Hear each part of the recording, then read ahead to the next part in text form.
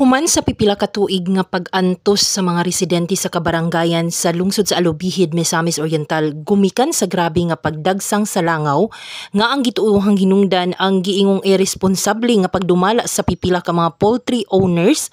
Karon hinay-hinay nahatagan sila og gamayng kahupay.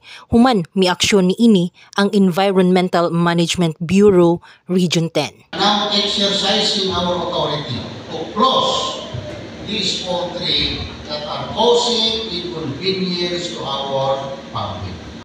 Ngani man, bisan ang sibihan sa Miso Radio kanunay nga nakadawat og reklamo gikan sa mga residente nga halos dili na sila makakaon kun dili gak moskitero og naghatag kahasol sa mga residente. Gisaysay sa residente sa Alubihid nga si former Provincial Administrator Jun Pacamalan kung unsa ka perhisyo ang hatod sa pagdagsang sa langaw gumikan sa poultry o gani man tungod sa nagkadaghang populasyon sa lungsod, gikinahanglanan nila nga mag-migrate. We will dump your investments. Wala pila ito yung just want to live with you in a coexistential way. By the way, Director, ang problema, it also destroys culture. Family culture ba? Yun eh. Sa Lourdes. Oo, man. Ang among mga litsong isudlan o nagong pili ko tingali mo ganahan ano. We just want to live peacefully. Just like you. If we want to put, huwag yung anything nga. Uyo, kung sa amo, we welcome investors. Gisigundahan usab dayon kini sa usa ka media practitioner nga si Ben Contreras sa eksperyensya ni ining kahasol gumikan sa grabing langaw sa dapit. Now, ako muhangyo sa mga katiya sa poultry, no? Nga kabalo man mo sa sulbaran. Kaya ngano man ako sa poultry niya nga sa diha nga lugar, ngano mahimong man niya nga dili makakos langaw ang iyang poultry. Si Misamis Oriental Provincial Veterinary Office Head Dr. Benjamin Resma nagpaabot nga ang mahimo sa Provincial Government of Misamis Oriental mao ang pagrekomendar lamang ngadto sa LGU sa Alubihid apan dili sila makamando sa pagpasira sa mga poultry farm. Ang ato gid nga kahimo is musulod inspection ta naman tay grading system sa ilang farm. So unsay mga violation, unsay mga kulang, then atong isulti sa ila mo ni ang kulang mo ni yung farm. I-comply nila after pila ka days, balik na sa weeks. Unannounced inspection din pa kung naagi sila violation. So after na wala pa atong i-submit din sa local sa ilang kaning sa health. Sila na din ang action.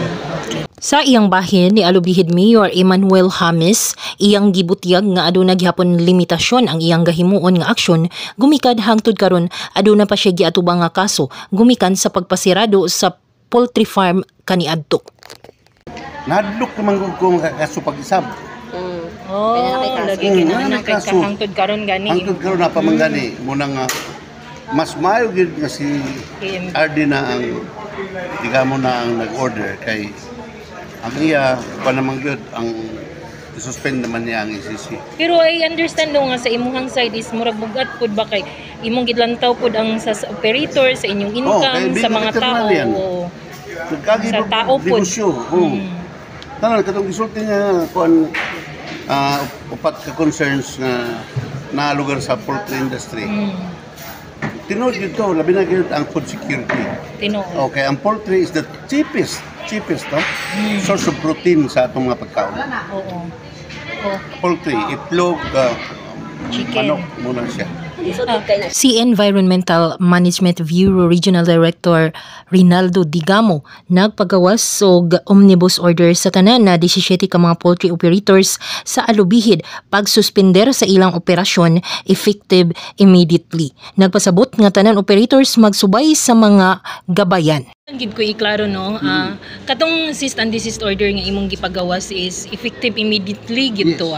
Oo, so karon close ang 17 ka mga poultry farms. Wala akong ipasabot sa ako mga interviews. Okay. Lahi siya sa kanang magpasarado nga halimbawa tindahan, imo ipasarado, automatic sirado.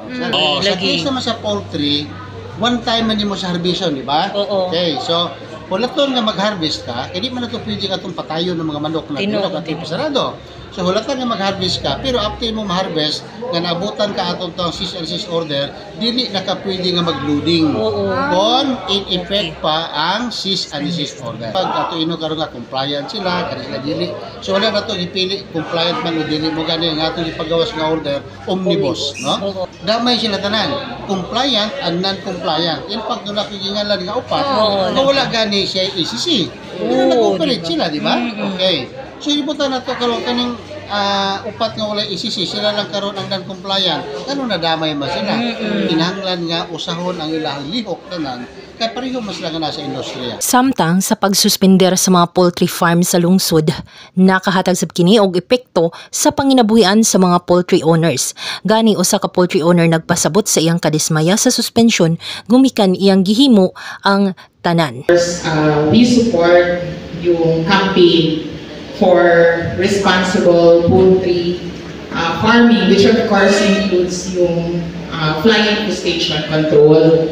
Because, as mentioned by Ma'am earlier, you cannot deny the fact that the poultry industry is a significant contributor not only to the economy, to food security, but also to provision of jobs for the local government. And even kami as veterinarians, it's definitely a go-to industry for us. But also at the same time, ano po kami for farms who are responsible in doing fly control, nadadamay po kasi sila for farms na hindi responsible for it.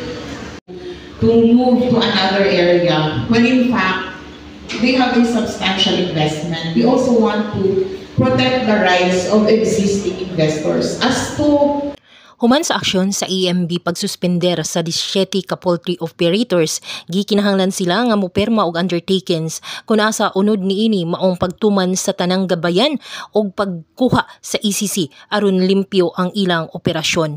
Kumpiyansa si Alubihid Mayor James nga mahatagan kini og kasulbaran. Ang mga naaba kay timeline ani nga masulbad ni. 1 week lagi ang yatag, pero I don't know. I am not sure kung mahimo na mo. Kay gipasagan na ko sa ngunang bayan o sa among sanitary inspector. Masulbad ni sa among mga tao. Sa imong mga tao.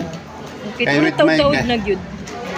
Ever since before, kay we did not stop from looking into ways and means nga masulbad namon ni.